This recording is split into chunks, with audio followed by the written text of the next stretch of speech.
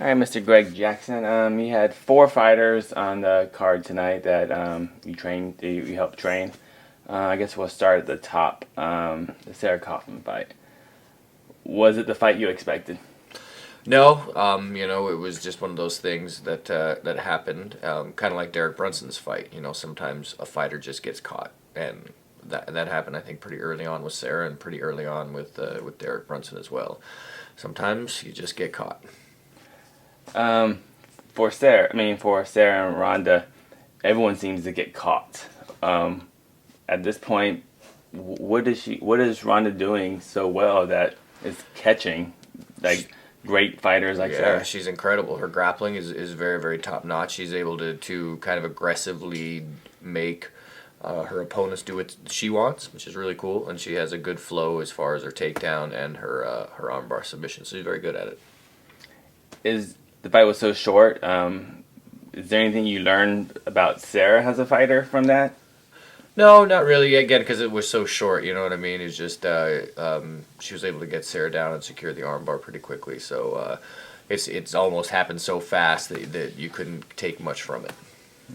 And as you were watching the fight, was there anything that you were hoping or try to get across to Sarah to help her get out of that position? Yeah, I mean, Adam mostly, who I tried to only keep one voice in the corner, was yelling things to encourage her to get away.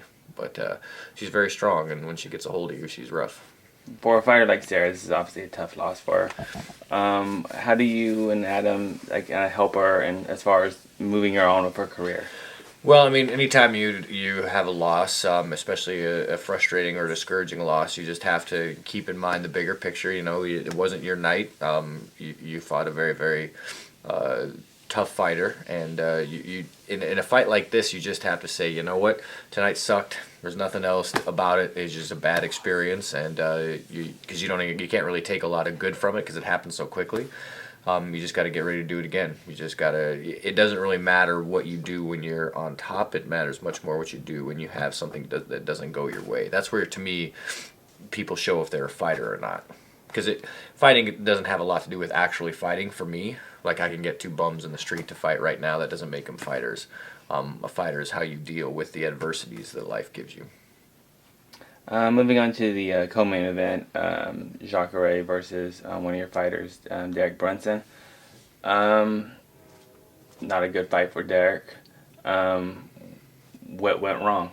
Well, it was a huge jump up in competition for Derek. He kind of went from fighting his level guys to a guy that was the world champion in pretty short order. And when you make a leap like that, you're going to have to make adjustments, and Derek wasn't able to make those adjustments at this time. I think with a few more fights under his belt at a higher level of competition, kind of building up a little bit, he'll come back and do really well. But yeah, there was a big jump from his last fight to this fight. Derek wanted this fight. What did Derek see in Jacare that he thought this was the guy I need to fight now? I think Derek just wants to fight anybody, and he always wants a challenge in front of him, and that's what fighters should do. A fighter should never say, I don't know if I should fight this guy, or I don't know if I should fight that guy. That's not a fighter's job. That's a manager's job. A fighter's job should be, I want to fight everybody and anybody, and so he certainly did that. For me, I was very proud of him because it was such a big jump up. But again, he kind of like Sarah, he just never had a chance to get off the mark. He threw a few punches, and Jacare did a nice ducking kind of overhand and caught him right on the money. When Derek comes back into the gym, what do you take from this fight? For this fight, we need to work his jab a lot more. We need to work his posture. He has a bad habit of keeping his chin really high, so we'll just correct little things and get him right back into work. When we lose, we try to take at least one or two things and then and really work on those things that we saw could be improved, and we're definitely going to do that. The third fight you had on the card was Miesha Tate versus Julie Kedzie. Pretty much the fight of the night. Amazing back and forth battle. I talked to you before. You were like this close. What happened? What happened in that fight? We did very well in the first round. In the second round, Julie injured her shoulder, and kind of was stagnant for a little bit, I think, because of that. And Misha was able to kind of pick up the momentum, and then Julie kind of got her feet back underneath her at the beginning of the third, and really did a lot of damage. And then as she was on her way to, she dropped her with a head kick, and on her way to finish, got caught up in her guard a little bit, and then paused. She was doing some good strikes and then kind of waited for a second. And when she does that, that's always when it's bad news. And so for that, just that maybe 10 seconds of, or not even that, 5 seconds of not actively trying to improve the situation, she was able to do a leg hook arm bar where she kind of hooked her leg and swung up.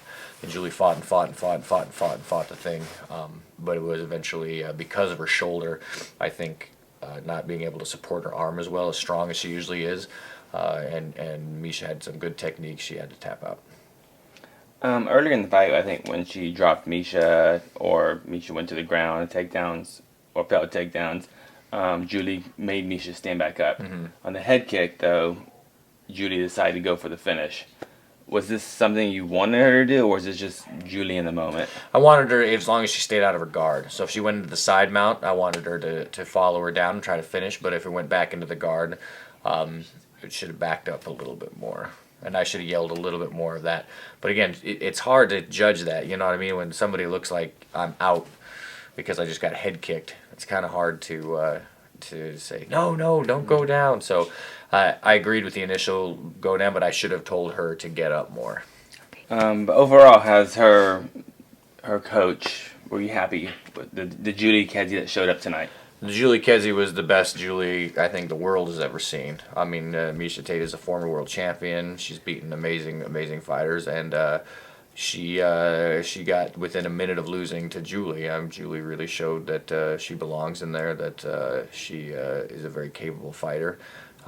She believed in herself, which is a big thing, and really I felt put it together. Even when she got in a little bit of trouble in the second round, she was calm and fought through it, and really fought that armbar tooth and nail. So I was very proud of her. And the fourth fighter you had in this card was Amagov versus Barry. I think it's kind of confusing what even happened in this fight. Can you explain? Was that a technique you taught? The kind of, I'm not even sure what it was. That kick to the knee. Yeah, Amagov hit Barry with a side kick to the leg. I don't think it was a little higher than the knee. I'd have to watch the tape to be sure, but we do like our side kicks to that leg, and so you kind of put him down, and Amagov was able to jump on him and start hitting some shots, and I guess the referee Herb Dean felt that he was taking enough shots and not really changing the situation enough where it stopped it. A lot of people are saying it was an early stoppage. And you know, it might have been. I don't know. Yeah, maybe because actually, from the impression we got was Barry thought he got kicked on the kneecap, which he thought was an illegal strike. Oh, is that what it was? No, it's as long as it's unified rules that you can legally strike the knee. That's so for as far as you know, because there was some discussion that was there. As far as I know, the unified rules. It looks similar to some of the John Jones, those kicks he does to the knees. Yeah, that's what people compared it to. Yeah. Well, we do definitely John Jones. Carlos does a lot of cross kicks to the knees as well. Yeah, we attack every part of the body. There's no doubt there.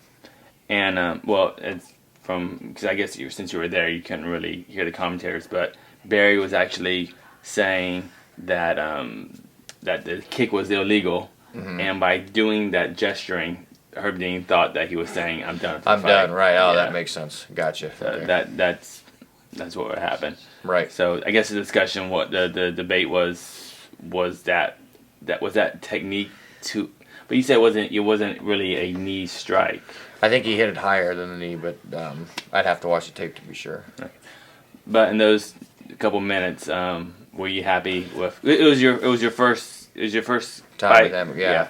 And he's got a ton of potential. He's a really, really tough kid. He is. If we tighten some things up and improve some parts of his game, I see a very, very bright future in front of that guy. He's a good dude and incredibly tough and very, very talented.